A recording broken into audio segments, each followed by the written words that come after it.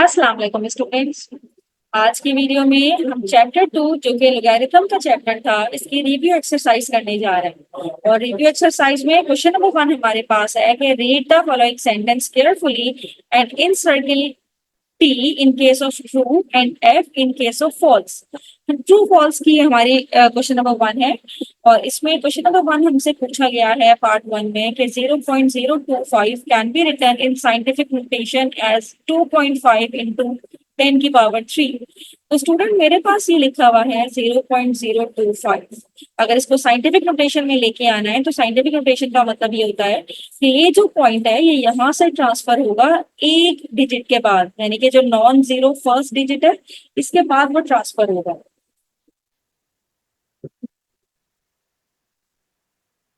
तो स्टूडेंट ये हो जाएगा मेरे पास 2.5 और 10 की पावर, अब ये राइट मूव करेगा तो इसकी पावर -2 होगी।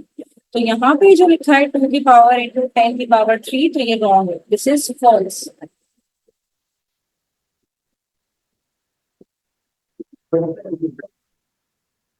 अब ये सेकंड है इसका कि लॉग इन्वेंटेड बाय अल्बेरुनी। तो log was not invented by Alberuni क्योंकि ये पहले अबू मोहम्मद मूसा अल ख्वारिज़मी ने इंट्रोड्यूस करवाया था और बाद में जॉन नेपियर ने इसको डेवलप किया था। तो this is also false, right. अब अगला है हमारे पास नंबर 3 के integral part in the log of a number is called is characteristics. Integral part बिल्कुल, the characteristics of a logarithm is the integer part and the fractional part is called mantissa. यानी कि अगर कोई number इस तरह से लिखा हुआ है, जिस तरह ये 0.025 लिखा हुआ है, तो यहाँ पे जो इंटीग्रल पार्ट है ये रिप्रेजेंट करेगा इसके कैरेक्टरिस्टिक्स को, राइट। ये तो नहीं जिस तरह सपोज ये इस तरह से लिखा हुआ है 4.235। अब ये 4 रिप्रेजेंट करेगा इसके कैरेक्टरिस्टिक्स को और 0.235 रिप्रेजेंट करेगा इसके मेंटिसा को। It's mean this is true. अब यहाँ पे लिखा हुआ है कि mantissa in the logarithm of a number is always negative. तो student mantissa is always a positive fractional value between 0 and 1। तो दिस इज ऑल्सो फॉल्स। अब लास्ट ये है कि log a x, ये इस तरह से लिखा हुआ है log a x is equals to y। अब दोनों साइड पे अगर एक्सपोनेंशियल ले लें, अब ये बेस इसकी a है, तो बेस a है यहाँ पे, तो यहाँ पे अ, अगर दोनों साइड पे हम a ले लें तो a log a x और यहाँ पे आ जाएगा a y। तो अब इसकी बेस a है, ये तो इससे कैंसिल आउट हो जाएगा, तो x is equals to a की power y। This is true. तो यहाँ पे ये भी हमारे पास ट्रू हो गया। तो इस तरह से इसके ट्रू फॉल्स हमने सॉल्व कर लिए जो क्वेश्चन नंबर 1 में थे। Now moving towards question number 2, और क्वेश्चन नंबर 2 में हमारे पास ये फिल इन द ब्लैंक्स है। और फिल इन द ब्लैंक्स में हमें सबसे पहले क्या लिखना है।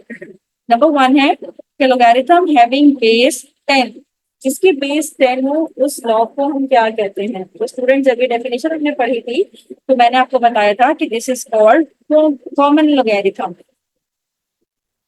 Common logarithm, right. तो अब और इसको बेस 10 लॉगरिथम भी कह सकते हैं, but common logarithm is the right one. अब log 1 इज ऑलवेज 0। log 1 की आप वैल्यू कैलकुलेटर से निकाल के देख लें। The log of 1 is always 0 for any base, कोई भी बेस हो अगर log 1 है तो वो 0 ही आएगा।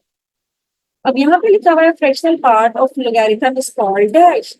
तो स्टूडेंट फ्रैक्शनल पार्ट हमेशा मेंटिसा कहलाता है, इंटीग्रल पार्ट कैरेक्टरिस्टिक्स कहलाता है और फ्रैक्शनल पार्ट इसका मेंटिसा कहलाता है। नाउ log 512, log 512 का मुझे आंसर चाहिए। तो अब इसकी बेस 10 ही है, बेस लिखी भी नहीं है तो हम बेस 10 ही कंसिडर करेंगे।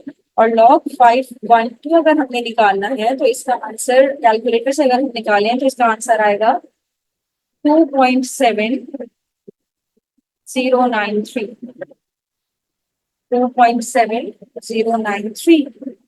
यहाँ पे चेक भी कर लेते हैं। यहाँ पे हमने लॉग निकालना है इसका 512 का, 2.7093। यस।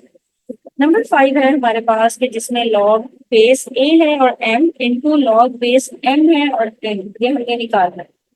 तो स्टूडेंट यहाँ पे हम इस तरह से कर सकते हैं फॉर्मूला अप्लाई करते हुए। अब नंबर 5 में हमारे पास है लॉग बेस ए एम और ये लॉग बेस एम एन, तो हम चेंज ऑफ बेस प्रॉपर्टी का फॉर्मूला अप्लाई करते हैं सेकेंड टर्म में। अब बेस मुझे चेंज करनी है, एम से मुझे ए बेस लेके आनी है, तो जो नंबर है वो न्यूमरेटर में ही आता है और डिनोमिनेटर में हमने लॉग लेना होता है जो पुरानी बेस है यानी कि एम का। ठीक है, अब ये लॉग ए एम, ये पूरी जो टर्म है हम इस जगह पे पुट कर देंगे यहाँ पे। तो लॉग ए एम पहली टर्म तो as it is log A M, फिर लॉग एम एन की जगह पे log base A N upon log A M. तो इससे ये कैंसिल आउट हो गया और हमारे पास क्या रह गया, लॉग बेस ए एन के साथ, right. The exponential form of x is equals to log a y is dash। मुझे exponential form निकालनी है, तो स्टूडेंट यहाँ पे इस तरह से लिखा हुआ है x is equals to log a y। अब अगर मैं दोनों तरफ a ले लूं तो ये हो जाएगा a की पावर x और यहाँ पे a log a y। अब बेस इसकी एक ही इसीलिए मैंने a लिया दोनों साइड पे, तो a और ये log कैंसिल आउट हो गए और मेरे पास क्या रह गया, a की power x is equals to 1।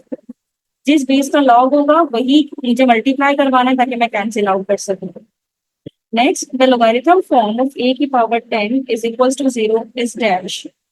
अब यहाँ पे a की power 10 is equals to y लिखा हुआ है, इसकी मुझे लॉग फॉर्म निकालनी है।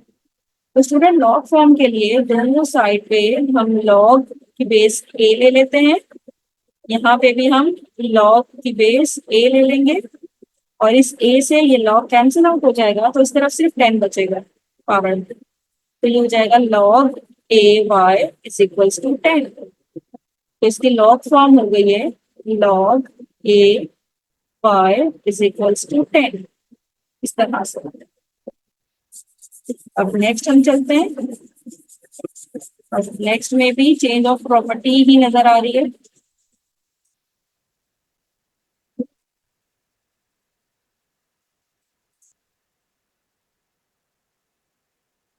अब ये है log B A into log A B, अब इसमें चेंज ऑफ फेस हो रहा है, राइट। तो ये जो लॉग बी ए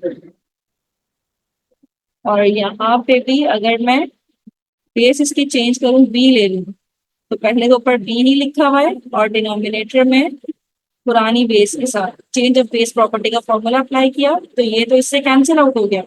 अब ये बेस भी सेम है, नंबर भी सेम है, तो लॉग अगर बेस सेम हो और नंबर भी सेम हो तो वो इक्वल होता है हमेशा 1 के, तो यहाँ पे आ जाएगा 1, राइट। अब ये है लॉग ए और एम अपॉन एन। अब ये रूल हमने पढ़े थे, अब इसमें क्या हो जाएगा, एम ऊपर अलग आ जाएगा और यहाँ पे बीच में माइनस का साइन आएगा और लॉग एन, यानी कि अगर डिवाइड हो रहे हैं तो हमें इंडिविजुअल लॉग ले लेना है और बीच में माइनस का साइन लगा देना, राइट।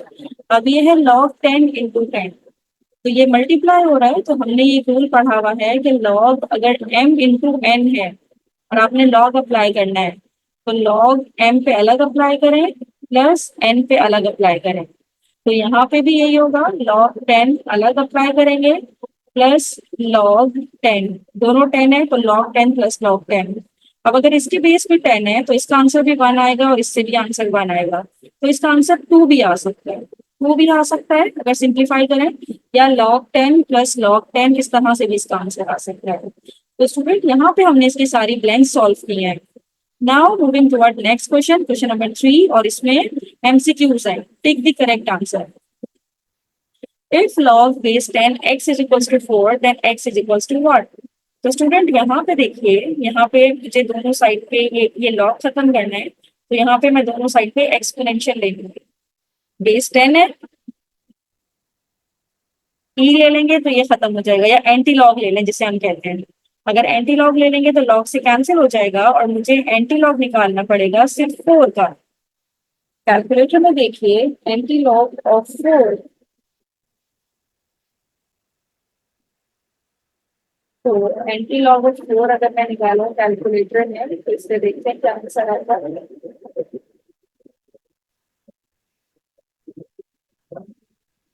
10,000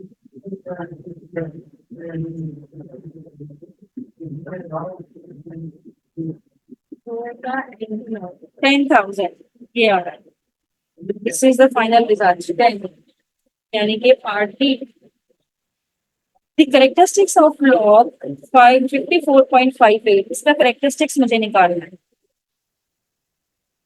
तो स्टूडेंट यहाँ पे देखिएगा, ये पॉइंट यहाँ पे है, जबकि ओरिजिनल साइंटिफिक नोटेशन में ये पॉइंट यहाँ पे होना चाहिए था। तो हमने एक डिजिट लेफ्ट मूव किया है, तो मैंने आपको एक्सरसाइज में समझाया था कि जब लेफ्ट मूव करेंगे तो पॉजिटिव आएगा, तो प्लस के साथ तो आएगा, लेकिन कितने डिजिट मूव किया है, 1 डिजिट मूव किया है, तो +1, यानी कि P is the right answer.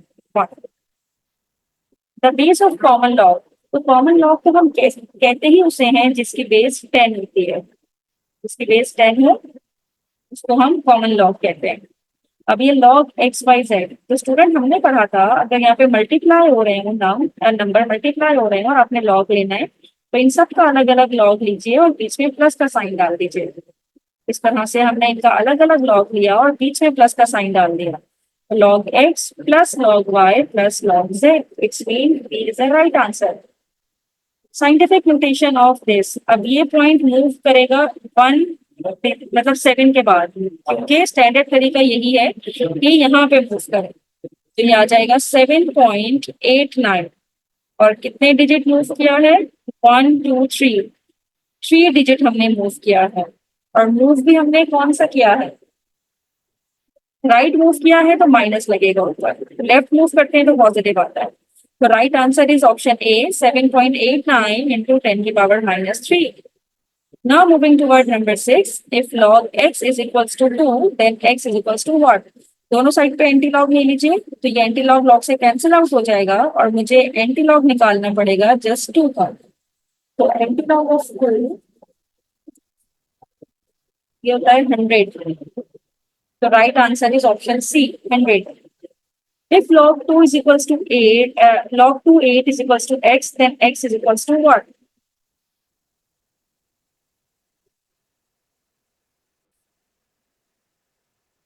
तो स्टूडेंट यहाँ पे 8 को हम लिख सकते हैं 2⁻³ अब लॉग का रूल है कि जो पावर में लिखा होता है इसके कोफिशिएंट में आ जाता है, तो जब कोफिशिएंट में आएगा तो यहाँ पे रह गया log 2 और नंबर भी 2 है, तो ये वाली पूरी टर्म इक्वल हो गई 1 की। जब बेस और नंबर सेम हो जाता है तो ये टर्म 1 के इक्वल हो जाती है, तो 3 1 जा 3, it's mean option C is the right answer. Base in the natural logarithm is dash, natural logarithm की बेस हमेशा ई होती है, यानी कि exponential. 3⁵ is equals to 243 can be written in log form as, अच्छा इसको हमने log की फॉर्म में लिखना है।